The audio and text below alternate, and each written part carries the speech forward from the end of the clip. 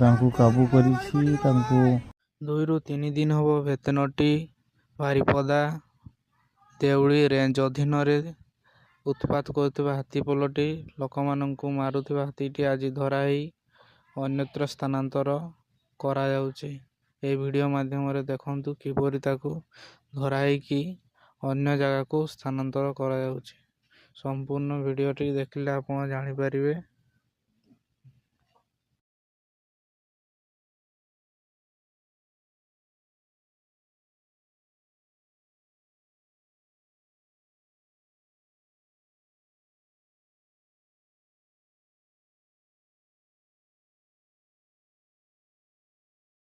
କରୁଥିଲା ଗୋଟେ ପରେ ଗୋଟେ ଲୋକଙ୍କୁ ଆକ୍ରମଣ କରିବା ଫଳରେ ତାଙ୍କର ମୃତ୍ୟୁ ଘଟିଥିଲା, ଯାହାଫଳରେ ଆଜି ଫରେଷ୍ଟ ଡିପାର୍ଟମେଣ୍ଟ ତାଙ୍କୁ କାବୁ କରିଛି। ତାଙ୍କୁ ଅଚେତ ହେବାର ଏଇ ଯେଉଁ ବନ୍ଧୁକ ମାରିବା ପରେ ତାଙ୍କୁ ଗୋଟେ ଗାଡ଼ି ମାଧ୍ୟମରେ ଲୋଡ଼ କରିକି ଅନ୍ୟ ଜାଗାକୁ ସ୍ଥାନାନ୍ତରଣ କରାଯାଇଛି। ଦେଖିପାରୁଥିବେ ଏଇ ରହିଛି କିଭଳି ଦୃଶ୍ୟ, କିଭଳି ଭାବରେ ହାତୀକୁ ମାନେ କାବୁ କରାଯାଇଛି। ଦେଖିପାରୁଥିବେ ତାଙ୍କୁ ପିଟାଜି ମାଧ୍ୟମରେ ଉପରକୁ ଉଠାଯାଇକି ଗାଡ଼ିରେ ଲୋଡ଼ କରାଯାଇଛି। କିଭଳି ଭାବରେ ତାର ଦୃଶ୍ୟ ରହିଛି ଆପଣମାନେ ତାକୁ ଦେଖିପାରୁଥିବେ।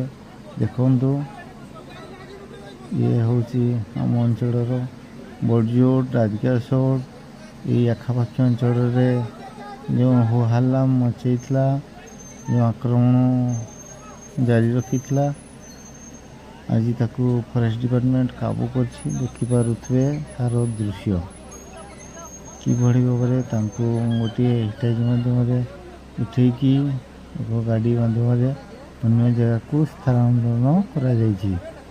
ଦେଖନ୍ତୁ ଏଇ ଯେଉଁ ଦୃଶ୍ୟ ରହିଥିଲା ତାର ଟିକିଏ ଝଲକ ଆପଣମାନେ ନଜର ପକାନ୍ତୁ।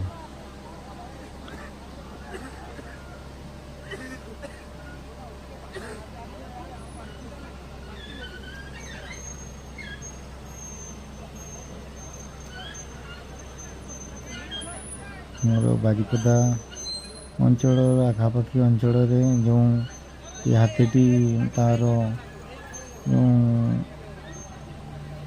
ମାନେ ଆକ୍ରମଣ ଜାରି ରଖିଥିଲା, ଯାହାଫଳରେ କି 2-3ଟା ଜୀବନ ମଧ୍ୟ ଯାଇଛି। ଦେଖନ୍ତୁ, କାଲି ଯେତେବେଳେ ସକାଳେ ଗୋଟିଏ ଜୀବନ ନେଇଥିଲା ଆମ ରାଜକାଶୋଡ଼ ଅଞ୍ଚଳରେ, ତାପରେ ଫରେଷ୍ଟ ଡିପାର୍ଟମେଣ୍ଟ ବହୁତ ଚେଷ୍ଟା ପରେ, ବହୁତ ପରିଶ୍ରମ ପରେ କାବୁ କରିଛି। କାବୁ କଲା ପରେ ତାଙ୍କର